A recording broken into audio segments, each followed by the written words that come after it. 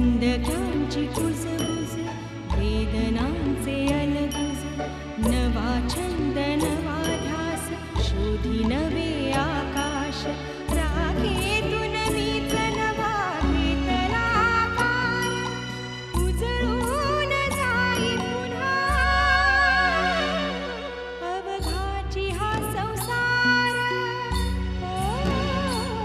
अवघाची हा संसार. मी ऑफिसला चाललोय, लक्ष ठेव जरा हिच्याकडे. हो तर ठेवायलाच पाहिजे. निघा तुम्ही. मी इथंच राहीन. तुमचे मात्र फार थोडे दिवस राहिलेत या शाळेतले. आपल्याला प्रियंका नावाची एक मैत्रीण आहे, हे विसरलास तू. ताई, पण त्यांनी आउट ऑफ द वे जाऊन आपल्याला केवढी मदत केली आहे ना ग.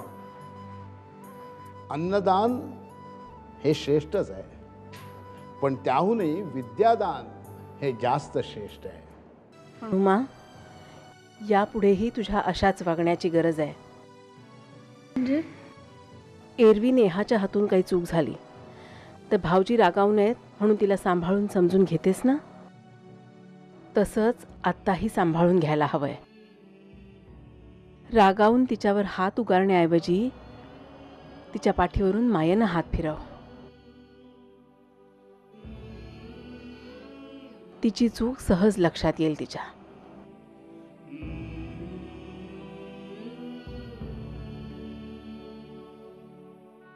उमा, मुलींना आई इतकं जवळचं कुणीच नसतं ग. आपण आपल्यात आणि मुलींमध्ये हे विश्वासाचं नातं निर्माण करू शकलो ना, तर कितीतरी प्रश्न सहज सोडवता येतात आपल्याला. नेहाला आपल्या वागण्याचा पश्चाताप झालाच आहे, तेव्हा तिला समजून घ्यायची गरज आहे. उमा,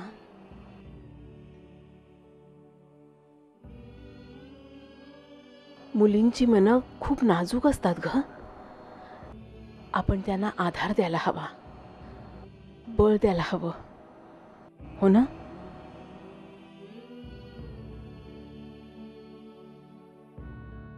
त्यासाठी तुझ्यातही बळ असायला हवं. चल जेवून घे. का आता भरवू तुला?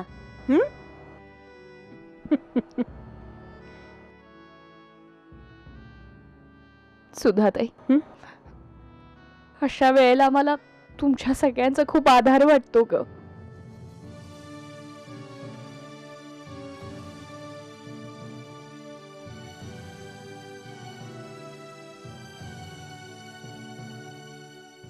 जवळ असणं आणि जवळचं वाटणं म्हणूनच खूप आवश्यक असतं उमा.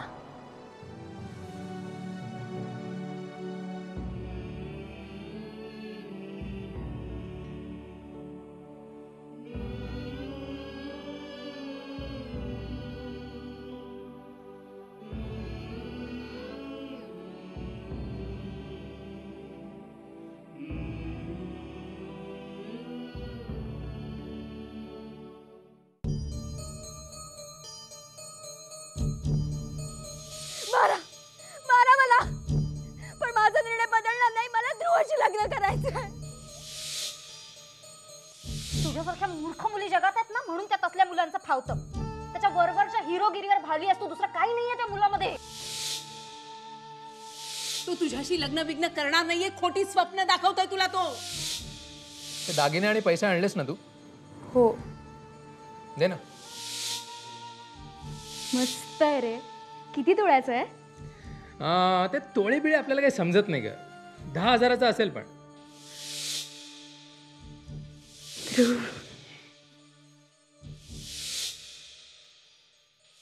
आपल्या हातून नको ते घडलंय, आणि तेही लग्न आधी. कम ऑन यार, परत परत 30 स्टेप वाजवू नकोस. आता ठीक आहे यार, हो जाता है.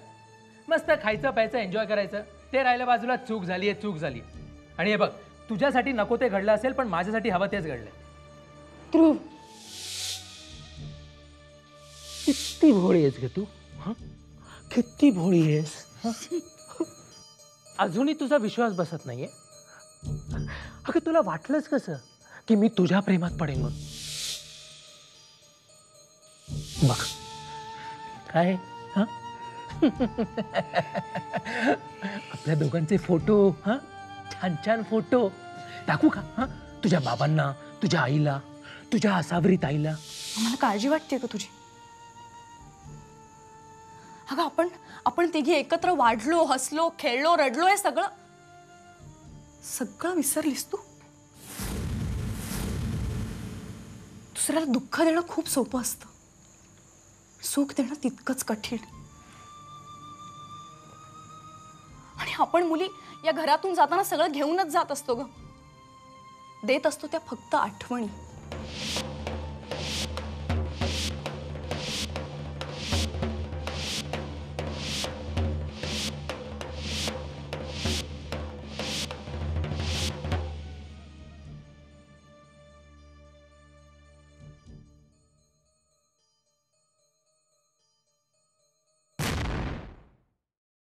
सर, आम्ही आत येऊ का? या.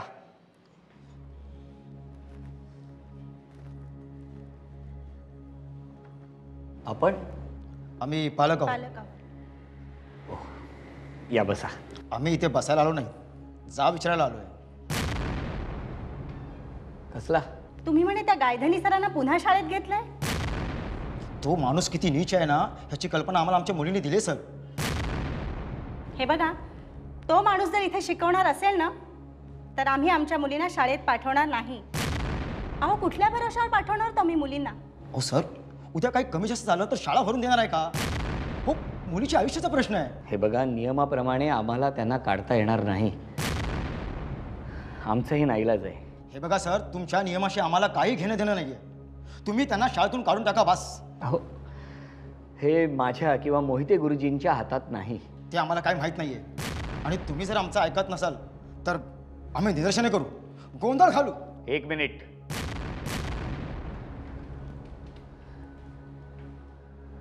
हे बघा, तुम्ही शांत व्हा. तुमचा माझ्यावर, मोहिते सरांवर विश्वास आहे ना? होय सर, त्यांच्यावर विश्वास आहे, पण या प्रकरणापासून प्रत्येक विद्यार्थिनी घरी पोहोचली की नाही हे आम्ही स्वतः चेक करतो. त्यासाठी विद्यार्थिनी शिक्षिकांची नेमणूक केलेली आहे. परवा काही विद्यार्थिनी आल्या होत्या मला भेटायला. त्यांना मी सांगितलंय की गायधनी सरांचे सगळे विषय यापुढे त्यांना मी स्वतः शिकवणार आहे. आमच्यावर विश्वास ठेवा, आम्हाला थोडा वेळ द्या. आणखी एक सांगतो, आम्ही आमच्या परीने विद्यार्थिनींना सावध करतोच आहोत. पण आई वडील म्हणून तुम्हीही 4 गोष्टी त्यांना समजावल्या तर त्या त्यांना जास्त पटतील. ही गोष्ट अत्यंत नाजूक आहे, त्याचं महत्त्व आम्हाला कळतं. फक्त आम्हाला थोडा वेळ द्या. आणि हा असा प्रकार पुन्हा या शाळेत होणार नाही, ही मी हमी देतो. हो, पण सर, पुन्हा असं झालं तर मात्र माझी जबाबदारी. ठीक आहे सर, येतो आम्ही. पण पुन्हा तसलं काही कानावर जरी आलं ना तर आम्ही बोललेले शब्द खरे करून दाखवू. येतो. येतोच.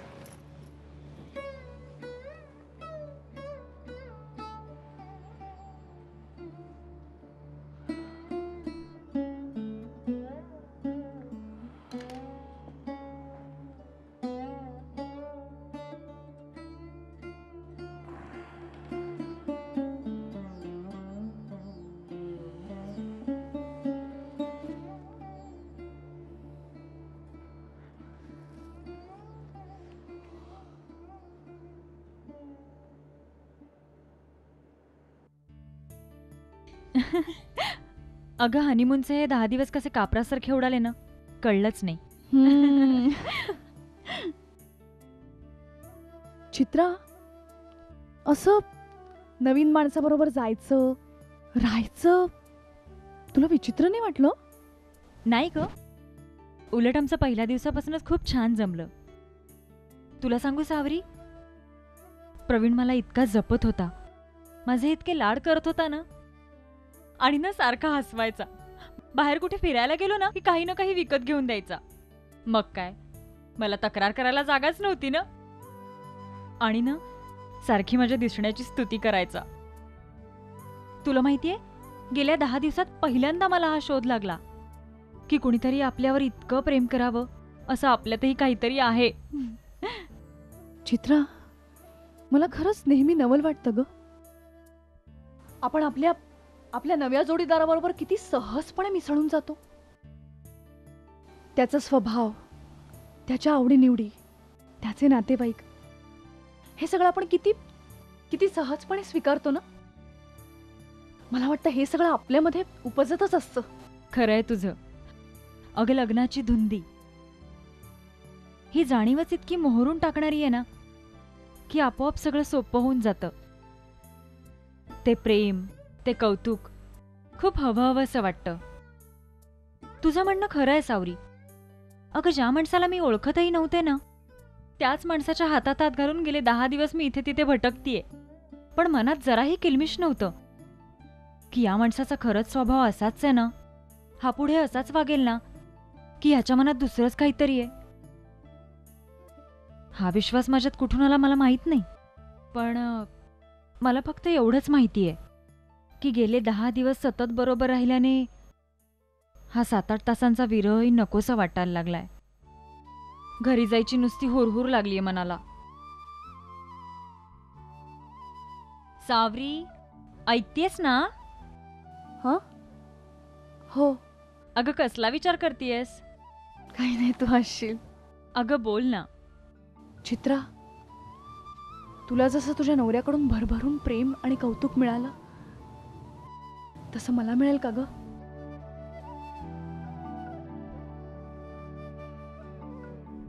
नक्की. चल.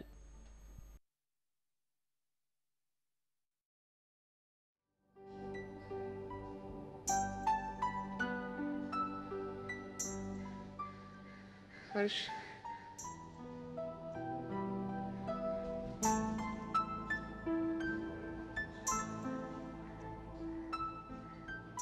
Thanks for your company.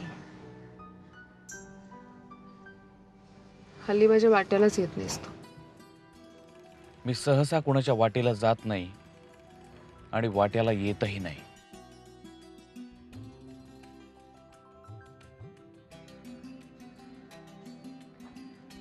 पण वाट तर बघायला लावतोस ना. हर्ष, तू खूप अनप्रेडिक्टेबल आहेस, म्हणूनच आवडतोस.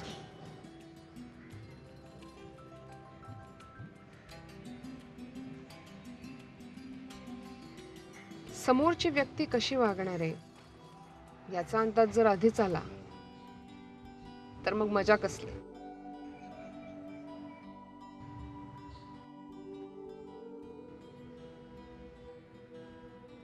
तुझं हे केअरलेस, रफ, रूड वागणंच आवडतं मला, म्हणून तू मला आवडतोस.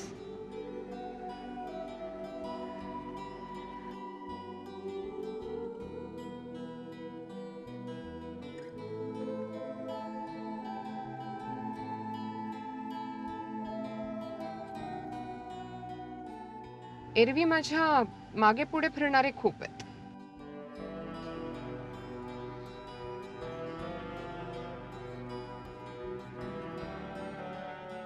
पुरुषांनी हे असंच बेदरकार असायला हवं.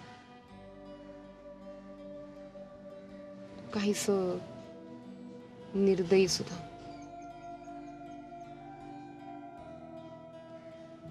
आणि अशा पुरुषाला वश करणं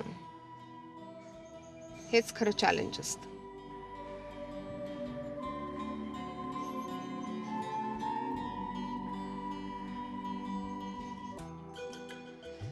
आय वंडर, अजून तुला अशी मुलगी कशी मिळाली नाही जी तुला हवी हवीशी वाटेल.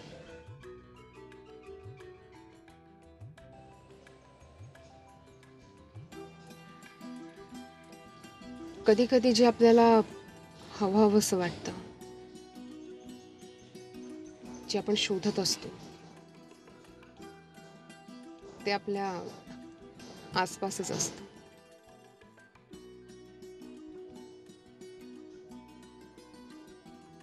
आणि नेमकी तेच आपण पाहू शकत नाही.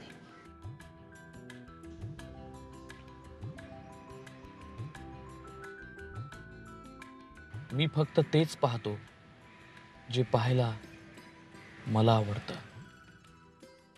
आणि तेच ऐकतो जे मला स्वतःला पटतं. मला जे हवं ते मी शोधत नाही, ते माझ्याजवळ येतं अलगत.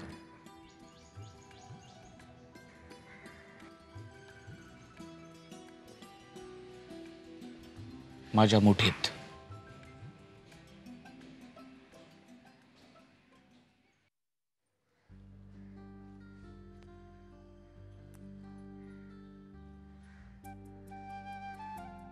उमा,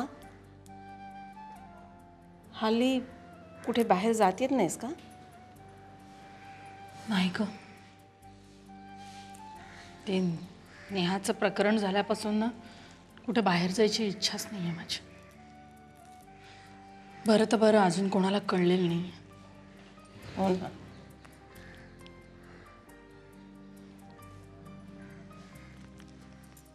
आई, विषय निघालाच आहे तर एक बोलू?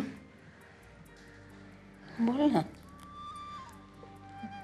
त्या दिवशी तू नेहावर हात उचललास, मी तुला बोलले आय एम सॉरी, मी चुकले. म्हणजे अगं रागाच्या भरात माझ्या तोंडून हे असं बोलले मी तुला. जाऊ दे गो मा, जे झालं ते झालं. माझ्या काही मनात सुद्धा नाही बघ. बादळ आलं बापरे. हो हो हो, काय एवढी प्रेमात आहे? मिळणारे आधी हात पाय धुवून या. जा. नाही, आधी खाऊ. उठ बरं, फटके मारे ना. ए चल, तू पण उठ. तू ताई झालीस म्हणून काय झालं? उठ.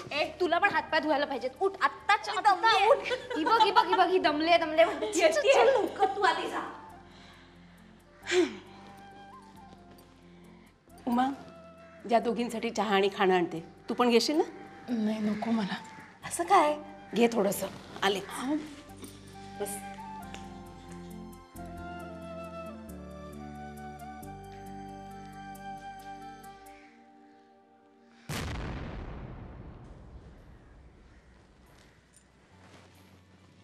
काकू कशी आहे ग नेहा? आहे, बसली आहे तिच्या रूममध्ये. काकू काय अंतरा, घेऊ मग. सावरे घे ग. आई ग, नेहासाठी पण पोहे आण. तिला वरून घेऊन येते. बर. अगं घे ना. ताई, ए कशी आहेस बिंदाई? जातो चमचा. मी नेहासाठी पोहे आणते.